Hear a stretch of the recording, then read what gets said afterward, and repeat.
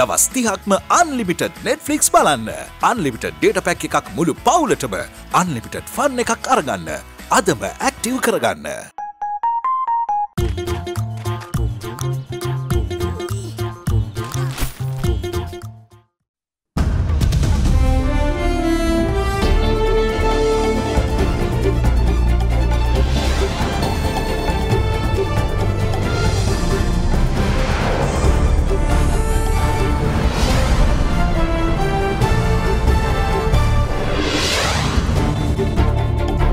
අද 2020 ඔක්තෝබර් 3 සෙනසුරාදා සිරස්තල කොවිඩ් වැළඳි අමරිකානු ජනාධිපති ගුවනින් රෝහලට ජනපති ගෝඨාභය ඉක්මන් සුව ප්‍රාර්ථනා කරයි.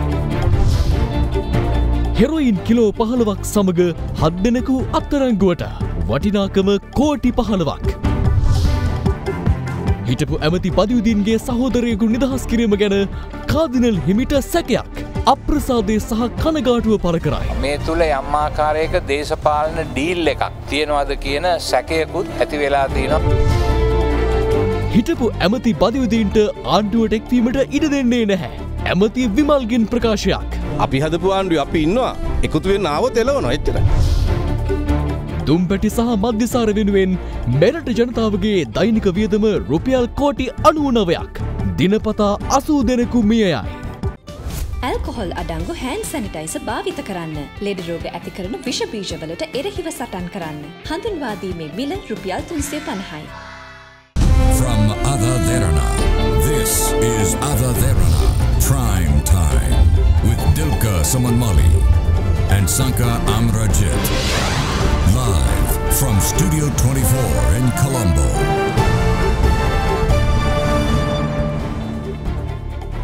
ආයුබෝවන් ඔබ අදත් එක්වන්නේ ශ්‍රී ලංකාවේ අංක එකේ සහ විශ්වසනීයම පුවත් විකාශය අද දෙරණ 6:55 සමගින්. පොලිස් මද්‍රව්‍ය නාශක කාර්යාංශය විසින් කලකට පසු සිදු කළ සාර්ථක වැටලීමකින් හෙරොයින් කිලෝග්‍රෑම් 15කට අධික ප්‍රමාණයක් සමග සැකකරුවන් 7 දෙනෙකු අත්අඩංගුවට ගෙන තිබෙනවා. පොලිසිය පැවසුවේ මෙම හෙරොයින් තොගේ වටිනාකම රුපියල් කෝටි 15කට අධික වන අතර සැකකරුවන් අවස්ථා 3කදී දංකොටුව කොස්වත්ත ප්‍රදේශයේදී අත්අඩංගුවට ගත් බවයි.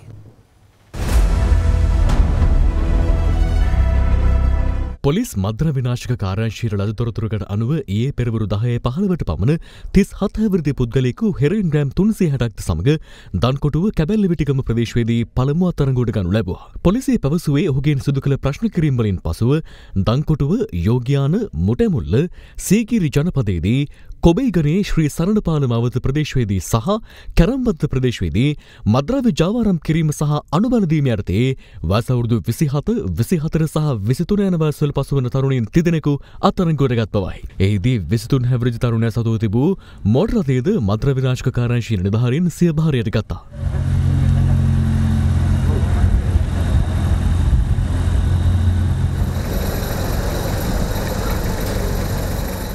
මෙම තරුණයින්ගෙන් කළ ප්‍රශ්න කිරීම් වලින් පසුව තවත් දෙදෙනෙකු දන්කොටුව බෝතලේගම හන්දිය සිරිගම්පල ප්‍රදේශයේදී ඊයේ රාත්‍රී 7:20ට පමණ අත්අඩංගුවට ගනු ලබන්නේ හෙරොයින් කිලෝග්‍රෑම් 2යි මිලිග්‍රෑම් 232ක් යතුරුපැදියකින් ප්‍රවාහනය කරමින් සිටියේදී ලුණුවිල ප්‍රදේශයේ පදිංචිකරුවන් වන ඔවුන් වයස අවුරුදු 30 සහ 35 වියේ පසුවන්නන්. මොවුන් දෙදෙනා කළ අනාවරණයකට අනුව මද්‍රව්‍ය ජාලයේ ප්‍රධානියා සම්බන්ධයෙන් තොරතුරු අනාවරණ කර ගැනීමට පොලිස් මද්‍රව්‍ය විනාශක කාර්යාංශයට හැකි වෙනවා. ඒ අනුව ජාවාරමේ ප්‍රධානියා ඊයේ රාත්‍රී 7:55ට පමණ අත්අඩංගුවට ගනු ලබන්නේ බොරළගොඩැල්ල නැගෙනහිර කිරිමැටියාන දුරුවිල ප්‍රදේශයේ පිහිටි නිවසකදී. එහිදී නිවසේ තිබී හෙරොයින් කිලෝග්‍රෑම් 13යි ග්‍රෑම් 405ක් සොයා ගනු ලබනවා. සැකකරුවන් අද මාරවිල මහේස්ත්‍රාත් අධිකරණයට ඉදිරිපත් කිරීමෙන් අනතුරුව දින 7ක් රඳවා තබාගෙන ප්‍රශ්න කිරීමට අවසර හිමි වෙනවා. මේ අතර රාජ්‍ය බුද්ධි සේවයේ මෝදර දිසා බුද්ධි කාර්යාංශය සති දෙකක කාලයක් තුළ සිදු කළ විමර්ශන වලින් අනාවරණ කරගත් කරුණු අනුව වනවාසල දුම්රිය පොළාසරදී හෙරොයින් ග්‍රෑම් 504ක් සහ රුපියල් 2,89,000ක මුදලක් සමග සැකකරුවෙකු අත්අඩංගුවට පත්වනවා. පොලිසිය පැවසුවේ මද්‍රව්‍ය ප්‍රවාහනය කරමින් තිබූ ත්‍රිරෝද රථය සහ එහි රියදුරද මෙහිදී අත්අඩංගුවට ගත් බවයි. ඩුබායිහි සිටින සංවිධානාත්මක අපරාධකරුවෙකු වන කළු සාගරගේ මෙහෙයවීමෙන් මද්‍රව්‍ය ජාලය මෙහෙයවා ඇති බවට පොලිසිය තොරතුරු අනාවරණ කරගෙන තිබෙනවා. රාජ්‍ය බුද්ධි සේවයේ මෝද්දර දිසා බුද්ධි කාර්යාංශය සඳහන් කළේ මෙම ජාලය හඳුනා ගැනීමත් සමග බස්නාහිර පළාතේ මත්කුඩු ජාලය හෙළි කර ගැනීමට හැකි වූ බවයි. මේ අතර හෙරොයින් ග්‍රෑම් 320 මිලිග්‍රෑම් 200ක් කොළඹ අපරාධ කොට්ටාශයේ බස්නාහිර පළාත් දූෂණ මර්ධන ඒකකයේ විසින් අද සොයාගත්තා. ඒ දෙමටකොඩ මිහිඳු සෙත්පුර මහල් නිවාස සංකීර්ණයේ අසල ත්‍රිරෝද රථයක සඟවා තිබේදී.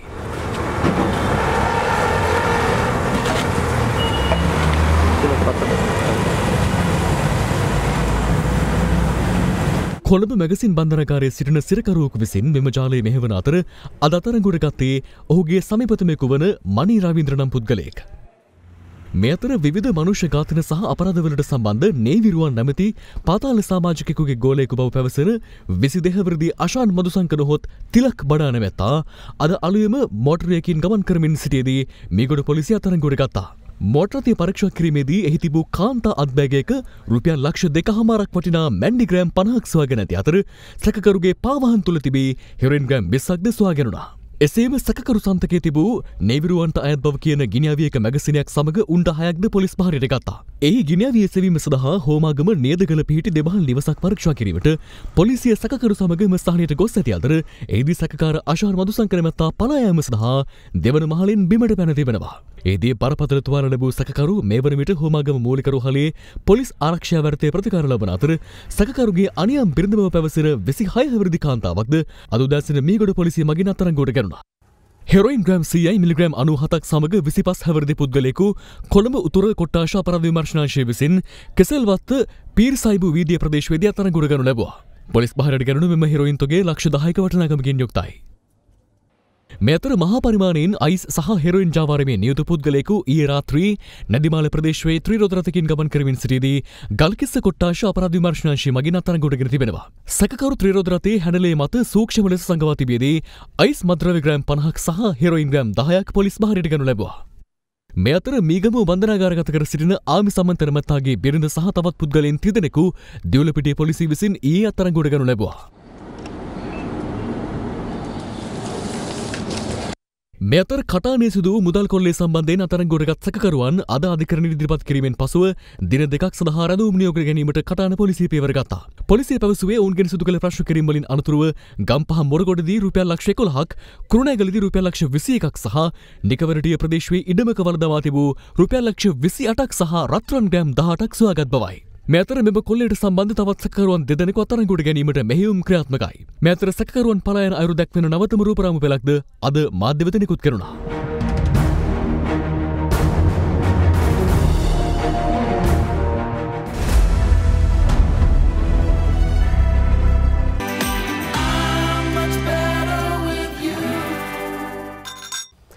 පාස්කු ප්‍රහාරයට අදාළව අත්අඩංගුවට ගත් හිටපු අමාත්‍ය රිෂාඩ් බදුදීන්ගේ සොහොයුරු රියාජ් බදුදීන් නිදහස් කිරීම සම්බන්ධයෙන් අගරදුගුරු අතිඋතුම් මැල්කම් කාදිනල් රංජිත් හිමිපාණන් සිය අප්‍රසාදය පළ කරනවා.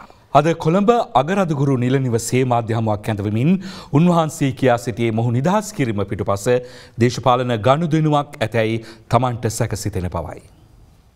The big story.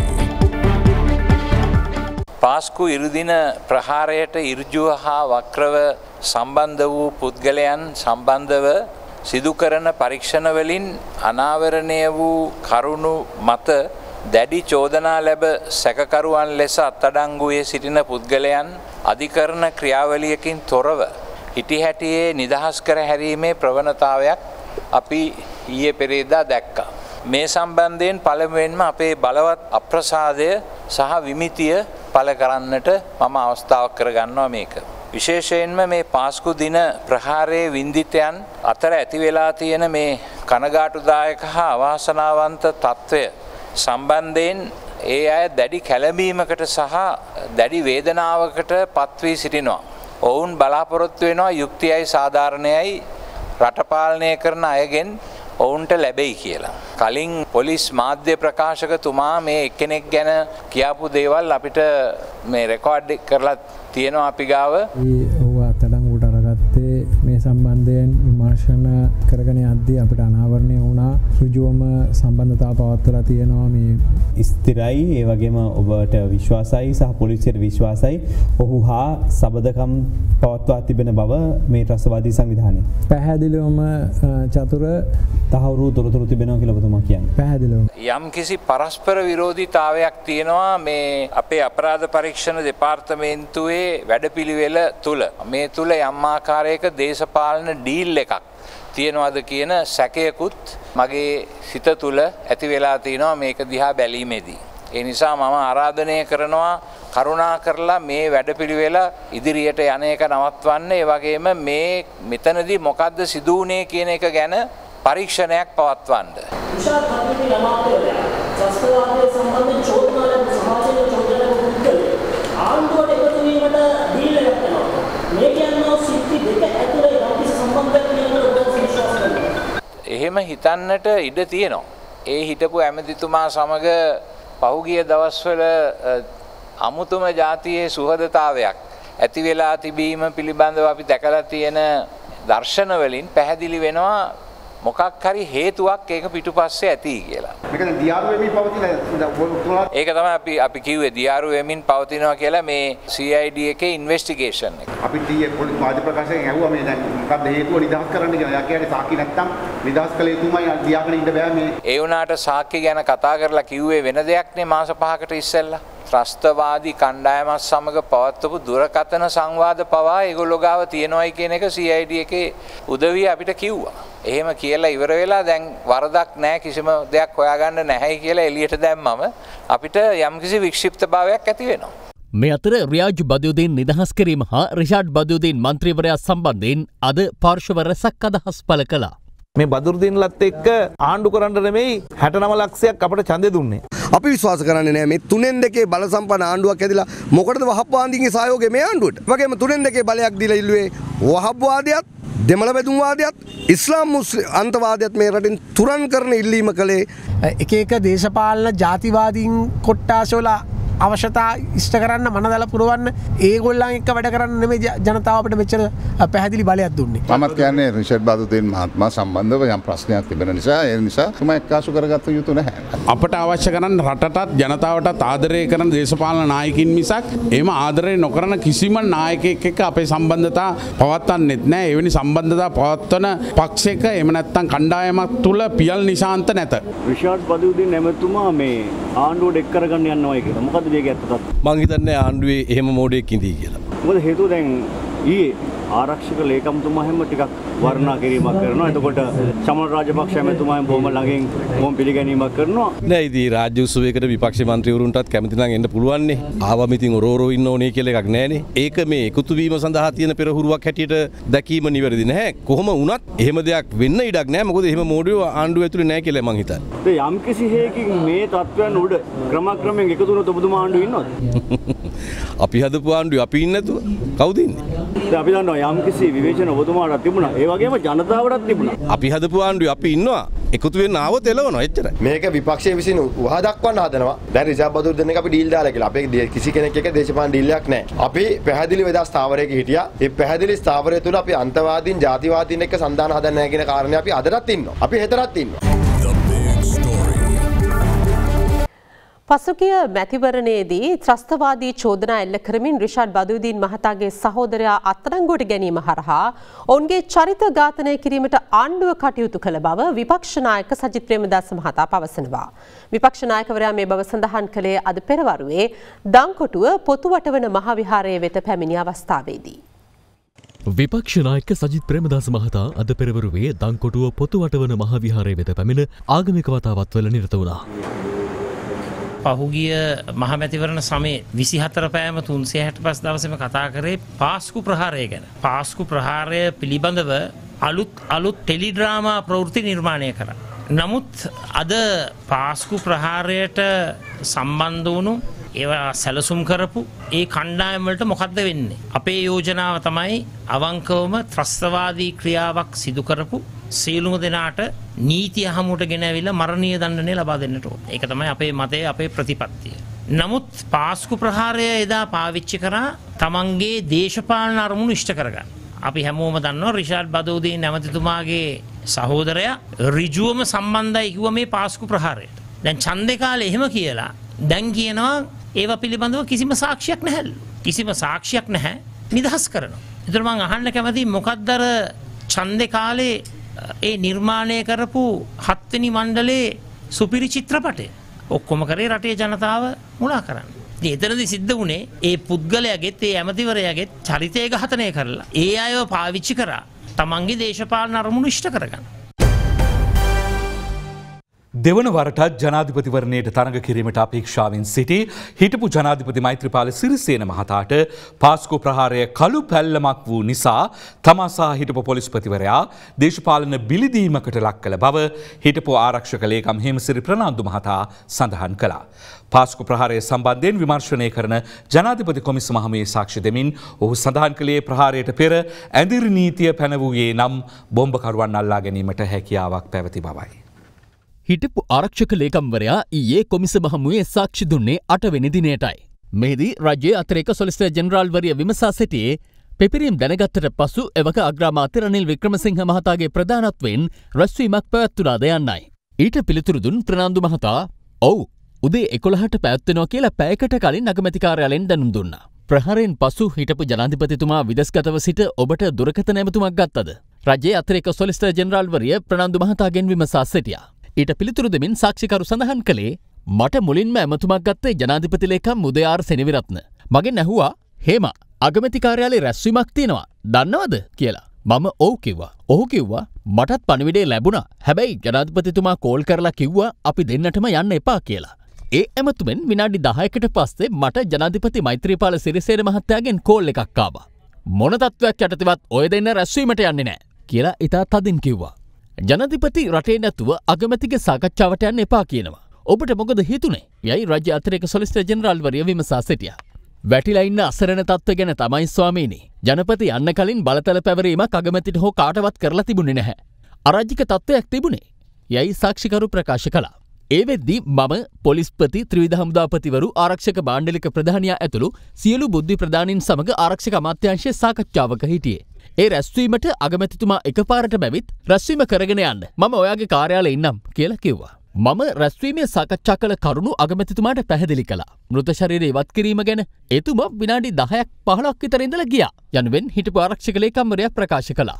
ඔය 21 ගත්ත පියවර 20 වෙනිදා හෙට ගහනවා කියපු වෙලාවේ ගත්තනම් ආරක්ෂක ප්‍රධානීන් කැඳවල මෘත ශරීර අදින ඒව ගැන කතා කරන්න ඕනේ නෑ නේද? රජයේ අතිරේක සොලිසිටර් ජෙනරාල්වරිය ප්‍රනාන්දු මහතාගෙන් ප්‍රශ්න කළා. මට ඒකට නම් උත්තර දෙන්න බැහැ. අපි පොලිස් ඇඳිරි නීතිය දැම්මත් ඔවුන්ගේ ඉලක්ක සපුරනවා. 20 වෙනිදා සහරාන් ශැංග්‍රීලායකට ඇවිත් ඉවරයි. මේ තොරතුරු සියල්ල බුද්ධ්‍යංශ සතුව තිබුණා ස්වාමීනි. ඒකයි ප්‍රහාරය වෙලා සති දෙකක් යද්දී මේකට සම්බන්ධ 200 ගණක් අල්ලගත්තේ. මම වගකීමෙන් ගැලවෙන්න නෙවෙයි කියන්නේ.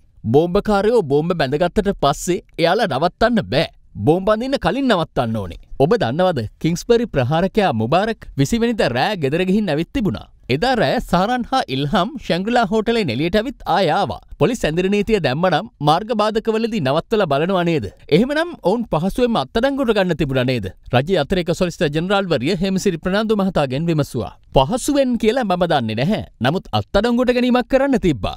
වනාතවිල්ලුවේදී සහරන්ලා බෝම්බ හැදුවේ මිනිස්සුන්ට විකුණන්නද?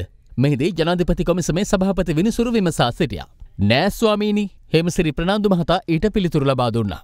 අනතුරුව හිටපු ජනාධිපති මෛත්‍රීපාල සිරිසේන මහතා වෙනුවෙන් පෙනී සිටි ජනාධිපති නීතිඥ අනිල් ද සිල්වා මහතා හේමසිරි ප්‍රනාන්දු මහතාගෙන් විමසුවේ හිටපු ජනාධිපතිවරයා ජාතිය අමතා සිදු කළ කතාව දෝෂාරෝපණයක් යයි ඔබ ප්‍රකාශ කිරීමට හේතුව කුමක්ද යන්නයි. රාජ්‍ය නායකයෙක් විදිහට කරන්න පුළුවන් සාහසිකම ප්‍රකාශයක් එතුමා එදා කළේ. ලේකම් වරදක් කළා නම් ගත යුතු පියවර ආයතන සංග්‍රහය තියෙනවා. ඒව නොකර අමාත්‍යාංශ ලේකම් හා දෙපාර්තමේන්තු ප්‍රධානියාව වරදකරු කළා. ඒ වගේම මම විශේෂයෙන් කියන්න ඕනේ මෛත්‍රීපාල සිරිසේන මහත්මයාට දෙවනි පාරට ජනාධිපති වීමේ සිහිනයක් තිබුණා. එතුමා ඒකට සූදානම් වෙලා හිටියේ. නමුත් ඒකට පාස්කු ප්‍රහාරය කළු පැල්ලමක් වුණා. ඒකට දෙන්න ඕන වුණා දේශපාලන දොළපිදේනි දෙකක්. මවයි පූජිත්වයි ඉතා නිර්දය විදියට මේකට වරදකරු කරලා අත පිහද ගත්තා. යනුවෙන් හේමසිරි ප්‍රනාන්දු මහතා සඳහන් කළා. කොවිඩ් ආසාදිත ඇමරිකානු ජනාධිපති ඩොනල්ඩ් ට්‍රම්ප් රෝහල් ගත කර තිබෙනවා. මුඛ ආවරණ සහිතව හෙලිකොප්ටර් යානයට නැගී ට්‍රම්ප් දවන මන්දිරයෙන් පිටව යාමේ අවස්ථාවට විදේශ මාධ්‍ය වැඩි අවධානයක් යොමු කර තිබුණා. මේ අතර ට්‍රම්ප් යුලට ඉක්මන් සුවය ප්‍රාර්ථනා කරමින් ජනාධිපති ගෝඨාභය රාජපක්ෂ මහතා ට්වීට් පණිවිඩයක් නිකුත් කර තිබෙනවා. කොවිඩ් ආසාදනය වූ බවට තහවුරු වූ අමරිකානු ජනාධිපති ඩොනල්ඩ් ට්‍රම්ප් වැඩිදුර ප්‍රතිකාර සඳහා මෙරිලෑන්ඩ්හි වෝල්ටර් රීඩ් හමුදා රෝහල වෙත රැගෙන ගිය ආකාරයයි මේ. මෙතෙක් කලක් මුඛ ආවරණ ප්‍රතික්ෂේප කරමින් ඊට සමච්චල කළ ට්‍රම්ප් මුඛ ආවරණයකින් සැරසී හෙලිකොප්ටරය වෙත ගිය අතර ඒ රැඳී සිටි වාර්තාකරුවන්ට අදහස් දැක්වූයේ නැහැ. මෙතෙක් මුඛ ආවරණ අනිවාර්ය නොවූ ධවල මන්දිර කාර්ය මණ්ඩලය මුඛ ආවරණ වලින් සැරසී ජනාධිපතිවරයා පිටව යන දෙස බලා සිටි ආකාරයයි මේ. ධවල මන්දිරය පවසන්නේ මෘදු රෝග ලක්ෂණ ඇති 74 හැවිරිදි ජනාධිපතිවරයා රෝහල්ගත කළේ පූර්ව ආරක්ෂාව වෙනුවෙන් බවයි. කෙසේ වෙතත් ධවල මන්දිර ජ්‍යෙෂ්ඨ උපදේශකයෙකු පුරා දක්වන අමරිකානු ඇතැම් මාධ්‍ය ට්‍රම්ප් හුස්ම ගැනීමේ අපහසුතාවයකින් සහ අධික තෙහෙට්ටුවෙන් පෙළෙන බව වාර්තා කර තිබෙනවා. එම වාර්තාවල තවදුරටත් දැක්වෙන්නේ ජනාධිපතිවරයාගේ තත්ත්වය නරක අතට හැරෙන බව පෙනෙන්නට ඇති බවයි. වෛද්‍යවරුන් උපුටා දක්වන රොයිටර් මාධ්‍ය වාර්තා කළේ ඒ දිනය පුරාම උණ රෝග තත්ත්වයක් පැවති ජනාධිපතිවරයාට ප්‍රතිවෛරස් ඖෂධ වන රෙමිඩිසිවර් සහ රෙජෙනරන් නැමැති පර්යේෂණාත්මක ඖෂධ ප්‍රතිකාර ලබා දුන් බවයි. තමා හොඳින් සිටින බවත් ජනාධිපතිතුරේ වැඩ රෝහලේ සිට කරන බවත් ට්‍රම්ප් ට්විටර් පණිවිඩයක් මගින් දන්වා තිබෙනවා.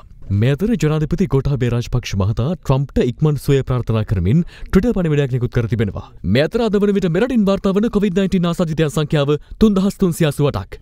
කොවිඩ් ආසාදනය වී පූර්ණ සුවය ලැබුවන් ගණන 3254ක් දක්වා ඉහළ ගොස් ඇති අතර තවදුරටත් රෝහල්ගතව ප්‍රතිකාර ලබන්නේ 121 දෙනෙකු පමණයි.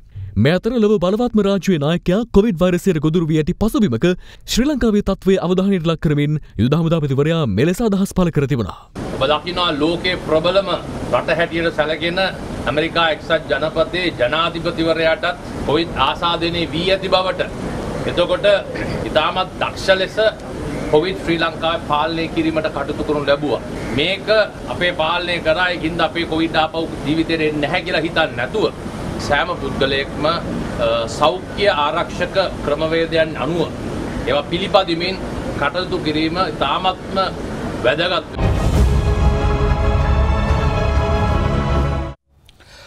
පාර්ලිමේන්තුවට ඉදිරිපත් කර තිබෙන ආණ්ඩුක්‍රම ව්‍යවස්ථා 20 වන සංශෝධන පනත් කෙටුම්පත සම්බන්ධයෙන් ශ්‍රී ලංකා නිදහස් පක්ෂයේ යෝජනා ඇතුළත් ලිපිය අග්‍රාමාත්‍ය මහින්ද රාජපක්ෂ මහතා වෙත යොමු කරන බව එම පක්ෂයේ මහලේකම් රාජ්‍ය අමාත්‍ය දයාසිරි ජයසේකර මහතා පවසනවා. අදාළ කෙටුම්පතට එරෙහි පෙත්සම් වැඩිදුර විභාගය ලබන සදුදා දිනේදීත් පැවැත්වෙනවා.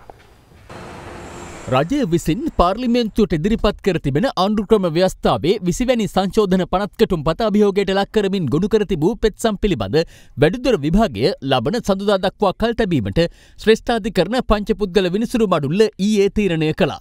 පෙත්සම් විභාගය 3 වන දිනට ඊයේ කැඳ වූ අවස්ථාවේ 20 වැනි සංශෝධන පනත් කෙටුම්පතේ ව්‍යවස්ථානුකූල භාවය පිළිබඳව අධිකරණය හමුවේ නීතිපතිවරයාද කරුණු දැක්වුවා. ආණ්ඩුක්‍රම ව්‍යවස්ථාවේ 19 වන සංශෝධනය තුළින් ජනාධිපතිවරයාගේ නිල කටයුතු වලට එරෙහිව මූලික අයිතිවාසිකම් පෙත්සම් ඉදිරිපත් කිරීමට සලසා දී තිබූ අවස්ථාව යෝජිත 20 වන සංශෝධන පනත් කෙටුම්පත තුළින් අහිමි කර ඇතැයි පෙත්සම්කාර පාර්ශවය විසින් චෝදනා කර තිබූ විරෝධතාවයට එහිදී නීතිපතිවරයා කරුණු දක්වනු ලැබුවා. ජනාධිපතිවරයාට මුක්තිය මුලින්ම ප්‍රදානය කෙරුණේ 1978 වසරේ සම්මත කරගත් වත්මන් ආණ්ඩුක්‍රම ව්‍යවස්ථාව තුළින් බව එහිදී සඳහන් කළ නීතිපතිවරයා එම මුක්තිය 2015 වසරතෙක් බොහෝ ජනාධිපතිවරු විසින් භුක්ති විඳි බවද සඳහන් කළා. ජනතාවගේ පරමාධිපත්වය ක්‍රියාත්මක වන්නේ විධායකය, ව්‍යවස්ථාදායකය සහ අධිකරණය යන ආයතන හරහා බවත් එම එක් ආයතනයක් සතු බලයක් කප්පාදු කිරීමට හෝ එය වෙනත් ආයතනයක් වෙත හුවමාරු කිරීමට හැකියාවක් නොමැති බවද මෙහිදී නීතිපතිවරයා පෙන්වා දුන්නා. වත්මන් 20 වැනි සංශෝධන පනත් කෙටුම්පතේ අඩංගු ඇතැම් වගන්ති පසුගිය 18 වන ව්‍යවස්ථා සංශෝධනය තුලද ඇතුළත්ව තිබූ බව පෙන්වා දුන් නීතිපතිවරයා එම වගන්ති ජනමත විචාරණයකින් තොරව පාර්ලිමේන්තුවේ 3/2ක බහුතර ඡන්දයකින් සම්මත කළ හැකි බව ශ්‍රේෂ්ඨාධිකරණය විසින් එම වකවානුවේ තීන්දුව කර තිබූ බව සඳහන් කළා. මේ අතර 20 වැනි ව්‍යවස්ථා කෙටුම්පත සම්බන්ධයෙන් අදත් දේශපාලන පක්ෂ නියෝජිතයින් අදහස් පළ කළා. 20 අපි පරාත කරනවා. ඒතෙන්ම කණ්ඩායමක් ඉන්නවා 20ට විරුද්ධව. 20 අපි සම්පූර්ණ සහයෝගය දෙනවා ශ්‍රී ලංකා නිදහස් පක්ෂයේ විදියට. අපි පාර්ලිමේන්තු මන්ත්‍රී කණ්ඩායම තීන්දුව අරගෙන අපි ලිපිය යවනවා ගරු අග්‍රාමාත්‍යතුමාට. ඒ වගේම අපි නව ආණ්ඩුක්‍රම ව්‍යවස්ථාවක් වහාම ගේන්න කටයුතු කළ යුතුයි කියන මතය තමයි අපි ඉන්නේ. ශ්‍රී ලංකා නිදහස් පක්ෂයේ පිරිස මට හිතා ගන්න බෑ 20 වන සංශෝධනයට සහයෝගය ලබා දෙන්නේ කොහොමද කියලා. එක මතයක් තියෙනවා. 18 වෙනි සංශෝධනයට අත උස්සලා ඒකට විරුද්ධව 19 වෙනි සංශෝධනයටත් අත උස්සලා දැන් 19ට විරුද්ධව ආයි 20 වෙනි සංශෝධනයටත් අත උස්සලා. අපි 20 වෙනස් යුත්තේ මොනවද කියන කාරණා පැහැදිලිව අපි දැක්කුවා. ඒ සාධනීය කාරණා ගණනාවක් අද වෙනස් වෙලා තියෙනවා. ඉතින් මම හිතනවා අගමැතිතුමාගේ කමිටුව විසින් නිර්දේශ කරපු කාරණා එකතු වුණාට පස්සේ ඔය කියන තත්වයක් තියෙනවා නම් ඒ තිබ්බා වුණත් ඒක සමනය වෙලා යයි. මේ 19 වෙනි සංශෝධනය අනුමත කළේ මේ රටේ පාර්ලිමේන්තුවේ සියලු දෙනාම එකට එකතු වෙලා. විරුද්ධව එක ඡන්දයයි දුන්නේ. 20 වෙනි සංශෝධනය හරිම භයානකයි. අනිත් එක මේ මොහොතේ 20 වෙනි සංශෝධනය හරහා ආණ්ඩුව මේ ඇනගන්න හදන ඇනගැනිල්ල. 20 ඇනගන්නේ නැහැ. මේ ඇනගත්තේ යහපාලනේ අය. අවුරුදු 4මාරතුරු. අපි ඇනගන්න ලෑස්ති නැහැ. මේ රටේ ජනතාව 3/2 බලයක් දුන්නේ මේ රටේ ව්‍යවස්ථාව වෙනස් කරලා මේ රටට ගැලපෙන ව්‍යවස්ථාවක් හඳුන්වලා දෙන්න. ඒක අපි ඉදිරියේදී කරනවා. මෙරට තුළ දෛනික දුම්වැටි සහ මධ්‍යසාර වෙනුවෙන් රුපියල් කෝටි 99ක මුදලක් වියදම් කරන බව මත්පැන් සහ මත්ද්‍රව්‍ය තොරතුරු මධ්‍යස්ථානය පවසනවා. එම මධ්‍යස්ථානය පවසන්නේ මත්පැන් සහ මධ්‍යසාර භාවිතයෙන් දෛනිකව මෙරට පුද්ගලයන් 80කට වැඩි ප්‍රමාණයක් ජීවිතක්ෂයට පත්වන බවයි. ලෝක අමධ්‍යප දිනය අදට යෙදී ඇති බැවින් තිබෙන සෑම සුරාසලක්ම අද දින වසා දමා තිබුණා. එහෙත් ශ්‍රී ලංකාවේ සමස්ත ජනගහනයෙන් 35කට ආසන්න ප්‍රමාණයක පිරිමි පුද්ගලයින් මධ්‍යසාර භාවිතය සිදු කරන අතර මධ්‍යසාර භාවිතා කරන කාන්තා ප්‍රතිශතය 0.5%. එමෙන්ම වයස අවුරුදු 18ට වැඩි පුද්ගලයින්ගෙන් 17.65%ක් මධ්‍යසාර භාවිතය සිදු කරන බවද මත්පැන් සහ මද්‍රව්‍ය තොරතුරු මධ්‍යස්ථානය පවසනවා. ඔවුන් පවසන්නේ ආසන්න වශයෙන් මෙරට තුළ ලක්ෂ 30කට ආසන්න පිරිසක් මත්පැන් භාවිතා කරන බවයි. මෙරට සමස්ත මධ්‍යසාර භාවිත කරන්නන් අතරින් 84ක් ස්ප්‍රීත්තු ආශ්‍රිත මධ්‍යසාර භාවිත කරන බවද 13ක් බියර් 1ක් වයින් සහ 2ක ප්‍රමාණයක් වෙනත් මධ්‍යසාර භාවිත කරන බවද හෙළි වී තිබෙනවා. මෙරට වැඩිම මධ්‍යසාර අලෙවිසැල් පිහිටා ඇත්තේ නුවරඑළිය දිස්ත්‍රික්කයේ වන අතර කොළඹට වඩා දෙගුණයක ප්‍රමාණයක් නුවරඑළිය දිස්ත්‍රික්කයේ මධ්‍යසාර අලෙවිසැල් පිහිටා ඇති බව මත්පැන් සහ මද්‍රව්‍ය තොරතුරු මධ්‍යස්ථානය පවසනවා. එමෙන්ම මෙරට වැඩිම ඒකපුද්ගල මධ්‍යසාර පරිභෝජකයින් පිරිසක් සිටින්නේද නුවරඑළිය දිස්ත්‍රික්කයේ. දෛනිකව රුපියල් කෝටි 59ක් වැය කරමින් මත්පැන් පානය කරන ජනතාව අතරින් 40 දෙනෙකු විවිධ රෝගාබාධවලට ලක්ව මිය යනවා. දැනටමත් පාර්ලිමේන්තුව විසින් සම්මත කරලා තියෙන මධ්‍යසාර පාලනය පිළිබඳ ජාතික ප්‍රතිපත්තිය ක්‍රියාත්මක කිරීම ක්‍රමවත් ප්‍රතිපත්තිය හරහා රටේ උද්දමනයට සාපේක්ෂව අරක්කු බියර ඇතුළු මධ්‍යසාර වල මිල වැඩි කිරීම සිදු කළ යුතුයි. ඒ වගේම මධ්‍යසාර නිෂ්පාදනය සඳහා අවම මිලක් නියම කිරීම. මෙමගින් අඩු මිලට බියර අලෙවි කර මධ්‍යසාර සමාගම් විසින් තරුණයන් පොළවා ගැනීම ආම කිරීමේ හැකියාව ලැබෙනවා. ඒ වගේම අඩු මිලට ලබා ගත හැකි විශේෂයෙන් මේ දවස්වල කතා බහට ලක් වෙන කාලේ බෝතල් තහනම් කිරීම, ඒ වගේම බියර් ටින් තහනම් කිරීම තුලින් තරුණයන් මධ්‍යසාර වලට යොමු වීම ආම කරගන්න පුළුවන් වෙනවා. ඉතින් සිගරට් භාවිතය ආම කිරීමට මොකද්ද කළ යුත්තේ කියලා බලපුවම දැනට බොහොම තදින්ම ක්‍රියාත්මක කර යුතුයි. මේ 1-2 වශයෙන් එහෙම නැත්නම් තනිව අලෙවි වන සිගරට් තහනම් කිරීම කළ යුතුයි. ඒ වගේම සම්මත ඇසුරුම් කරණය කිරීම නීතිගත කරන්න ඕනේ. ඒ වගේම අධ්‍යාපන ආයතනයක සිට මීටර 100ක් ඇතුළත දුම්මැටි අලෙවි කරන ස්ථාන පවත්වාගෙන යාම තහනම් කරන්න ඕනේ. රාජකාරියට මුවා වී කප්පම් ලබා ගන්නා පිරිසක් ගැන අද දෙරණ උකුස්සා අනාවරණ කරගත්තා. මේ හෙළිදරව්ව ඒ පිළිබඳවයි.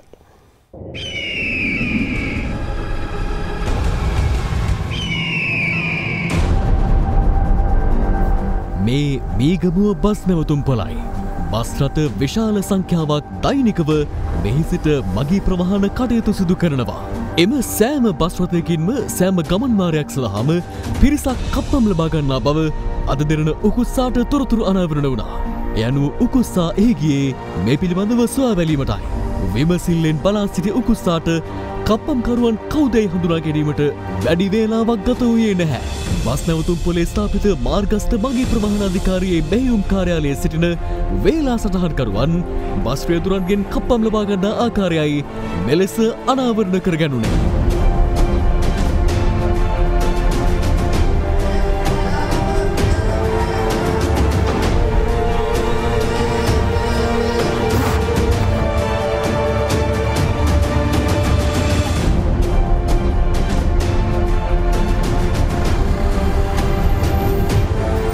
එක් බස් රථයක් දිනකට මෙම ස්ථානයට වාර 5ක් පමණ පැමිණෙනවා. ඒ සෑම අවස්ථාවකම රථයක් රුපියල් 300ක මුදලක් මොවුන්ට ගෙවිය යුතු බවයි බස් රථ රියදුරන් පවසන්නේ. මුදල් නොදුනහොත් තමන්ට විවිධ ගැටලුවලට මුහුණ දීමට සිදුවන බවද ඔවුන් පවසනවා. කලක් තිස්සේ සිදුවන මෙම අකටයුත්ත පිළිබඳ වගකිව යුත්තන් එසේ පියවර ගන්නා තෙක් අද දෙරණ උකුස්සා අවධානයෙන්. මීගමුව කම්මල්තොට මෝය කටේදිය නෑමට ගිය පුද්ගලයන් සිව් දෙනෙකුගෙන් තිදෙනෙක් අතුරුදන් වී තිබෙනවා. පොලිසිය සඳහන් කළේ ඉන් එක් අයෙක් දිවි බේරාගෙන ඇති අතර අදාළ පුද්ගලයන් මස්කලිය ප්‍රදේශයේ පදිංචිකරුවන් වන බවයි. තවත් පුවත් කිහිපයක් දැන්. අවිහිංසාවාදයේ පියාලෙස විරුදාවලිලත් මහත්මා ගාන්ධිතුමන්ගේ 151 වන ජන්මදිනය වෙනුවෙන් සැමරුම් උත්සවයක් අර්ලිගහ මන්දිරයේදී ඊයේ පැවැත්වුණා. ඒ අග්‍රාමාත්‍ය මහින්ද රාජපක්ෂ මහතාගේ ප්‍රධානත්වයෙන්. සමග ජනබලවේගේ පාර්ලිමේන්තු මන්ත්‍රී ති සත්තනායක මහතා අද හලාවත මුන්නේශ්වරම් දේවාලයට පැමිණ ආගමික වතාවත් තුළ නිරත වී මාධ්‍යයට මෙලෙස අදහස් පළ කළා. ඇත්තටම පොල් ගෙඩිය මෙලැහුවාම නම් ගහන්නත් දුකයි. මොකද හේතුව පොල් ඒ තරම් මේ රටේ වටිනා වස්තුවක් බවට පත් වෙලා.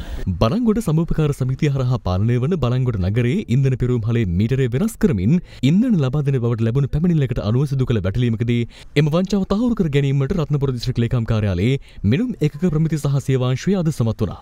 පරීක්ෂා කරන ලද පොප්පේ ලීටර් 5ක් ලබා ගැනීමේදී ලීටර් 5ට වඩා මිලිලීටර් 120ක් අඩුවෙන් තමයි අපිට ලැබුණේ. ඩීසල් වෙනුවට බෝමිතෙල් යොදා ධාවනය කළ ත්‍රිකුණාමලයේ බහන්න ප්‍රවාහන ආයතනයකට අයත් ලොරි 3ක් ගල්ඔය පොලිස් මුරපොළ නිලධාරීන් විසින් සිය භාරයට ගනු ලැබුවා. මෙහිදී රියදුරන් තිදෙනාද පොලිස් අත්අඩංගුවට පත් වුණා.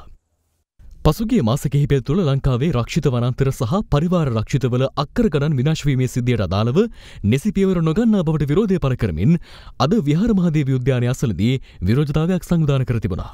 ඒ සුරකිමු ශ්‍රී ලංකා සංවිධානයේ සභාපති පූජ්‍ය පාහියංගල ආනන්ද සාගර හිමියන්ගේ ප්‍රධානත්වයෙන් අද ප්‍රකාශයට පත් කළා මොනවද විනාශ වෙලා තියෙන රක්ෂිත වනාන්තර මොනතරම් ප්‍රමාණයක් විනාශ වෙලාද ඒ කොහෙද විනාශ වෙලා තියෙන්නේ කියලා පැහැදිලි කරා. මේවා 100ට 200ක් සත්‍ය ප්‍රචාර අපි කියන ඒවා පරිසරය සම්බන්ධ ඇමතිවරු 5ක් ඉන්නවා. එක ඇමති කෙනෙක්ටවත් වැඩ කරන්න පුළුවන් තත්ත්වයක් හදලා නැහැ. මේක සම්පූර්ණම ජනාධිපති ලේකම් කාර්යාලයෙන් අදුෂ්‍යමාන හස්තයකින් මේ පාරිසරික විනාශය සිද්ධ කරන්නේ. එසමගින් අපගේ ප්‍රධාන පුවත් විකාශය නිමාවට පත් වෙනවා. සුබ රාත්‍රියක්.